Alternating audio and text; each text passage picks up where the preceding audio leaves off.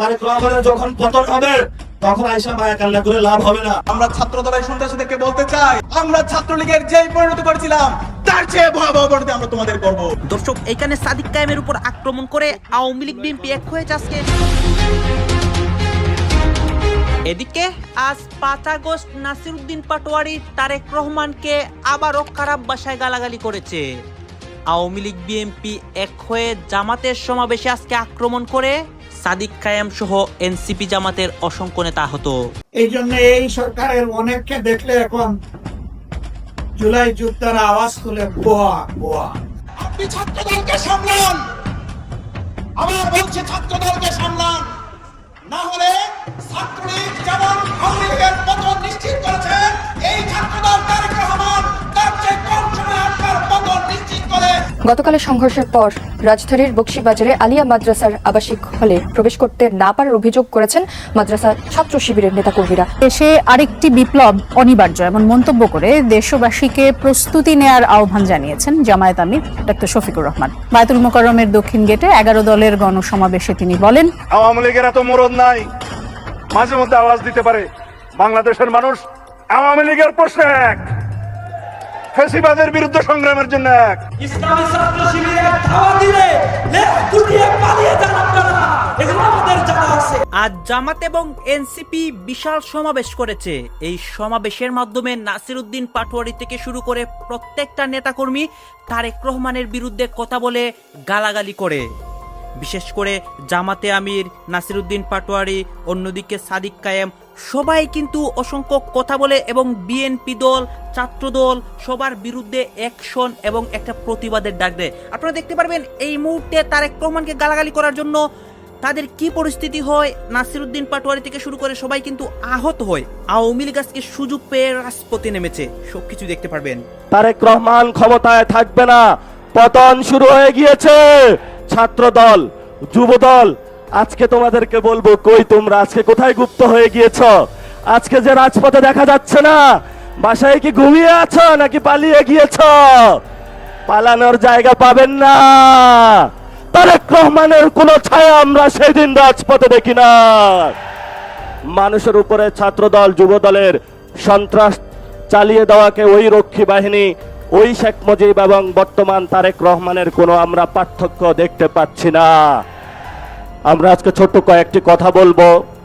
আমাদের ঐতিহাসিক 71-এর মুক্তিযুদ্ধের আগে যেই ভোট হয়েছিল, সেখানে বাংলাদেশের মানুষ, বাংলার মানুষ যেই দিকে রায় দিয়েছিল, সেই রায় বাস্তবায়ন না করার কারণে মানুষ অস্ত্র হাতে তুলে নিয়েছিল। সেই সময়কালীন যাকে বলা হয় বঙ্গবন্ধু, উনি আসলে ভারত বন্ধু, সেই ভারতে পালিয়েছিলেন। বাংলাদেশের মানুষ, মুক্তিকামী মানুষ বাংলাদেশ যখন স্বাধীন করেছিল, সেখান ভারত থেকে উকি দিয়ে বাংলাদেশে এসে বললেন, আমি বাংলাদেশ স্বাধীন করেছি।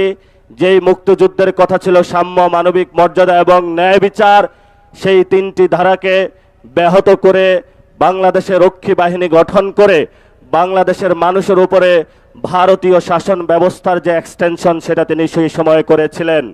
তেমনি 24-এর গণ অভ্যুত্থানে যখন মানুষ হাসিনার ফ্যাসিবাদীতে নির্যাতিত, নিপীড়িত ছিল, আজাদির স্লোগান উচ্চারিত হচ্ছিল, সেই সময়কালীন বাংলাদেশের সকল মানুষ রাজপথে ঐক্যবদ্ধভাবে নেমে যখন বাংলার মানুষকে মুক্তি দিয়েছিল, সেই সময়কালীন লন্ডন থেকে একজন বাংলাদেশে এসে ছাত্রদল, যুবদলের সন্ত্রাসী বাহিনীকে উস্কে দিয়ে বললেন, আমি হলাম বাংলাদেশের এই গণ অভ্যুত্থানের মাস্টার মাইন্ড। ফলত আমরা সেইকালীন যারা ভারত বন্ধু, শেখ মুজিবুর রহমান এবং 24-এর গণ অভ্যুত্থানের সময় তারেক রহমানের লন্ডন থেকে ফেরত এসে মানুষের উপরে ছাত্রদল, যুবদলের সন্ত্রাস চালিয়ে দেওয়াকে ওই রক্ষী বাহিনী, ওই শেখ মুজিব এবং বর্তমান তারেক রহমানের কোনো আমরা পার্থক্য দেখতে পাচ্ছি না। যদি আমরা পার্থক্য দেখতে না পাই, তাহলে আমাদের ভবিষ্যতের কাজ কি? ভবিষ্যতের কাজ, কোরআনের একটা আয়াত আমি চরমভাবে বিশ্বাসী। সে আয়াতটি হলো, ওয়াআইদ্দু লাহুম মাস্তাতাহুম মিন কুওয়া, তোমাদের যতটুকু আছে ততটুকু নিয়েই প্রস্তুতি গ্রহণ করো। বাকি সাহায্য কোথা থেকে আসবে? সাহায্য কোথায় থেকে আসবে? সেই গণ অভ্যুত্থানের দিন, এখন বাজে 12টা, সকালবেলায় বাংলাদেশ পুরো স্তব্ধ, আর্মি সব জায়গায় করিডোর দিয়ে রেখেছিল। আমি আর নাহিদ একটা বাসায় আবদ্ধ ছিলাম। আমরা সকালবেলায় বের হতে চাইলাম, বলল গুলি করা হবে। যে বাসায় আবদ্ধ ছিলাম একজন শিক্ষককে নিচে পাঠাইলাম, বললাম স্যার একটু দেখে আসুন নিচের কি অবস্থা। স্যার বলল নিচ থেকে উঠে এসে যা আর্মি হলো আমার পেটে হলো গুলি ধরেছে, যাওয়ার কোনো অপশন নাই। আমাদের অনেক ভাই সেই দিন সকালে শহীদ মিনারে অবস্থান নিয়েছিল, সেইখানে অনেক গুলিবিদ্ধ হয়েছিল। ঠিক এই সময়টাতে বাংলার মানুষ সকল ব্যারিকেড ভঙ্গ করে, যেখানে এসএসএফ কে 5 মিনিট দেওয়া হয়েছিল, শেখ হাসিনাকে 5 মিনিট দেওয়া হয়েছিল, যে হয়তো বাংলাদেশের মধ্যে তুমি 5 মিনিটের মধ্যে তোমার এখানে জীবন দিবা অথবা ভারতে পালাবা। সেই সময় আপনারা পুরো বাংলাদেশে ঐক্যবদ্ধভাবে পুরো বাংলার রাজপথে নেমে এসেছিলেন। সেই সময়কালীন 5 তারিখে তারেক রহমান বাংলাদেশে ছিল না।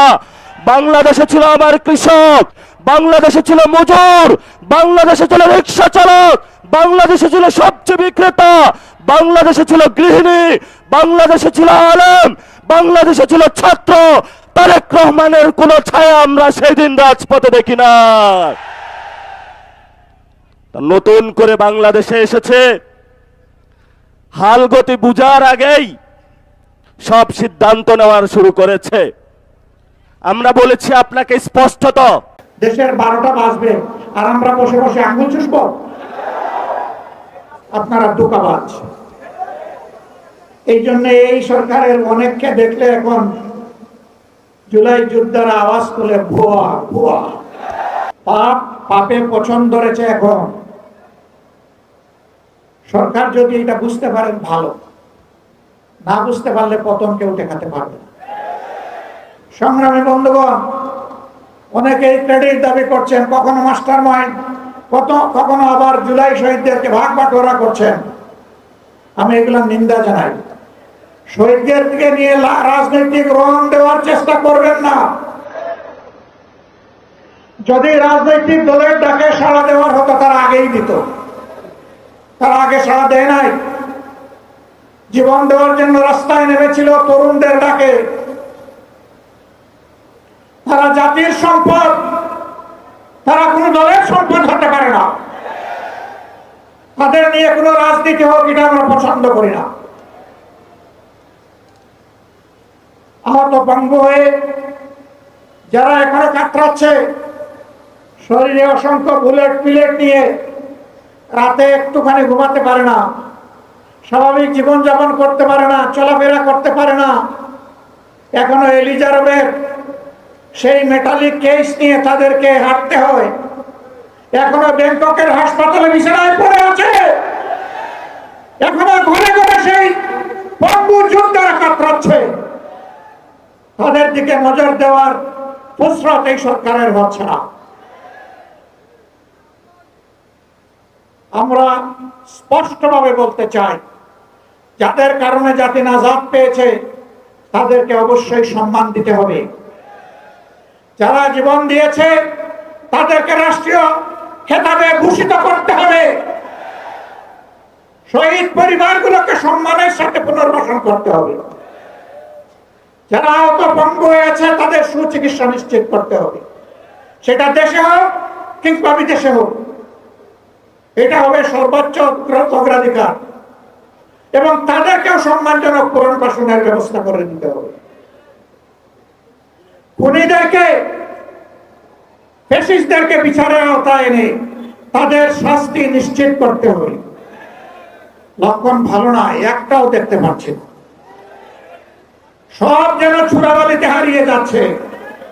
কার সাথে আঘাত করে জাতির এই দাবিগুলোকে উপেক্ষা করা হচ্ছে আমরা জানতে চাই। এর জবাব প্রধানমন্ত্রীকে দিতে হবে। কারণ এর আগে নির্বাচনের আগে তিনিও তো এই দাবিগুলো করেছিলেন। আমরা ছাত্র দলের সন্ত্রাসীদেরকে বলতে চাই, তোমরা যদি এই সন্ত্রাসের পথ অব্যাহত রাখো, ক্যাম্পাসগুলোতে যদি আবার গণরম গ্যাসরুমের কালচার ফিরে নিয়ে আসতে চাও, আমার ভাইদের উপর হামলা করো, বোনদের উপর হামলা অব্যাহত রাখো। আমরা ছাত্রলীগের যেই পরিণতি করেছিলাম তার চেয়ে ভয়াবহ পরিণতি আমরা তোমাদের করব। হাসপাতালেও কাপুরেশের মতো এই সন্ত্রাসীরা হামলা করেছে। আমরা দেখতে পাই পৃথিবীর ইতিহাসে 3টা গ্রুপ হাসপাতালে কাপুরুষ হামলা করেছে। একটা হচ্ছে ইসরায়েল, 2 নম্বর হচ্ছে ছাত্রলীগ, 3 নম্বর হচ্ছে এই সন্ত্রাসী ছাত্র দল। অবৈধ নির্বাচনের মাধ্যমে ক্ষমতায় আসার মাধ্যমে আজকে 6 মাসে তাদের ব্যর্থতার মাধ্যমে তারা পাগল হয়ে গেছে। এই দল গত 6 মাসে তাদের ব্যর্থতার কারণে বাংলাদেশের প্রত্যেকটা প্রান্তরে তারা জনবিচ্ছিন্ন হয়ে পড়েছে। এই দল জুলাই বিপ্লব পরবর্তী বাংলাদেশের প্রতিটি ক্যাম্পাসে ক্যাম্পাসে শিক্ষার্থীরা ওই দলের ছাত্র সংগঠনকে প্রত্যাখ্যান করেছে। ওই দলের ছাত্র সংগঠন সন্ত্রাসী ছাত্র দল, তারা চেয়েছিল 90 পরবর্তী বাংলাদেশের ক্যাম্পাসগুলোতে যেভাবে গণরম গ্যাসরুম কালচার তৈরি করার মাধ্যমে শিক্ষার্থীদের উপর নিপীড়ন করেছিল, টেন্ডার বাণিজ্য করেছিল, সিট নিয়ে বাণিজ্য করেছিল, সন্ত্রাস কায়েম করেছিল, সেই রাজনীতি তারা আবার ফিরিয়ে নিয়ে আসতে পারবে। কিন্তু গত 2 বছর ধরে তারা বিভিন্নভাবে এই অপরাজনীতি করার চেষ্টা করেছে, বারবার ব্যর্থ হয়েছে। সর্বশেষ আমরা গত 6 মাসে দেখতে পেয়েছি ওই দলের ছাত্র সংগঠন ছাত্রদল বাংলাদেশের বিভিন্ন ক্যাম্পাসগুলোতে এবং শিক্ষার্থীদের নির্বাচিত প্রতিনিধির উপর দফায় দফায় হামলা করেছে।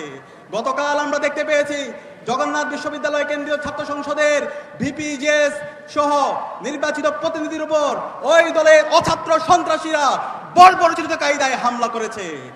হামলার পরে যখন এই শিক্ষার্থীরা চিকিৎসার জন্য হাসপাতালে যাচ্ছিল, সেই হাসপাতালেও কাপুরেশের মতো এই সন্ত্রাসীরা হামলা করেছে।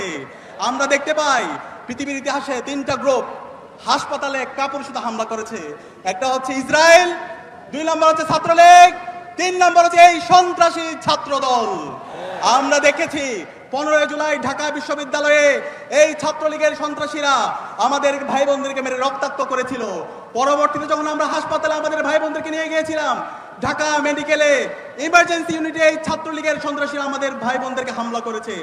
এর প্রেক্ষিতে 17 জুলাই ঢাকা বিশ্ববিদ্যালয়ের প্রতিটি হল থেকে এই ছাত্রলীগের সন্ত্রাসীদেরকে বের করে দেওয়ার পরে মাধ্যমে বাংলাদেশের প্রতিটি ক্যাম্পাসকে আমরা মুক্ত করেছিলাম।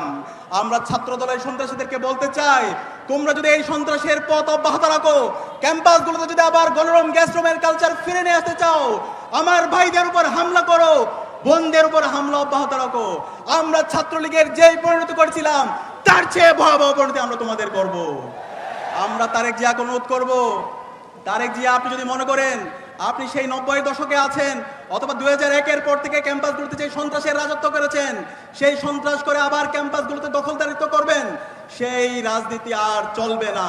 আপনি ছাত্র দলকে সামলান, আবার বলছি ছাত্র দলকে সামলান, না হলে ছাত্রলীগ যেমন আওয়ামী লীগের পতন নিশ্চিত করেছে, এই ছাত্র দল তারেক রহমান তার চেয়ে কম সময়ে আপনার পতন নিশ্চিত করে আপনাকে বাংলাদেশ থেকে আবার বিতাড়িত করতে বাধ্য করবে।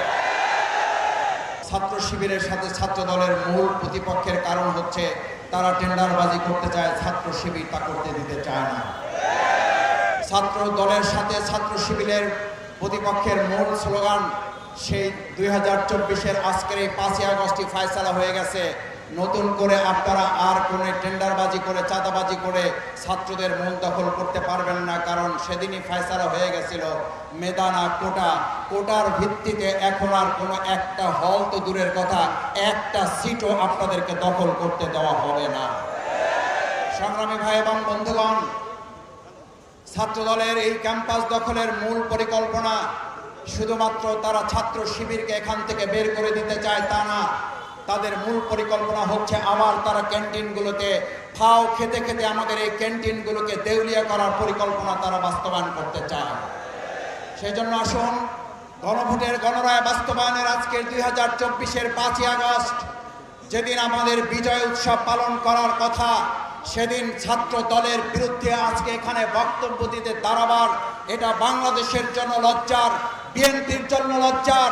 প্রধানমন্ত্রী তারেক রহমান আপনার জন্য। দর্শক আপনারা তো দেখেছেন এখানে সাদিক কায়েম থেকে শুরু করে সবাই বক্তব্য দিচ্ছে এবং আজকে 5 আগস্টকে কেন্দ্র করে এই জামাত এনসিপি বিশেষ করে বিএনপি দলকে হুঁশিয়ারি দিচ্ছে। দর্শক শ্রোতা এই বিষয়গুলো নিয়ে এবং এই তাদের বক্তব্য নিয়ে আপনার মন্তব্য কি, আপনার গুরুত্বপূর্ণ মন্তব্যটা অবশ্যই আপনারা আমাদের কমেন্ট বক্সে লিখে যাবেন। সর্বশেষে আপনাদের কাছে আমাদের একটা ছোট্ট রিকোয়েস্ট থাকবে, আপনারা আমাদের চ্যানেলে নতুন দর্শক হয়ে থাকলে চ্যানেলটি সাবস্ক্রাইব করবেন এবং পাশে থাকা বেল বাটনটি বাজাবেন যাতে করে নেক্সট ভিডিওটা সবার আগে আপনাদের কাছে পৌঁছে যায়। ধন্যবাদ।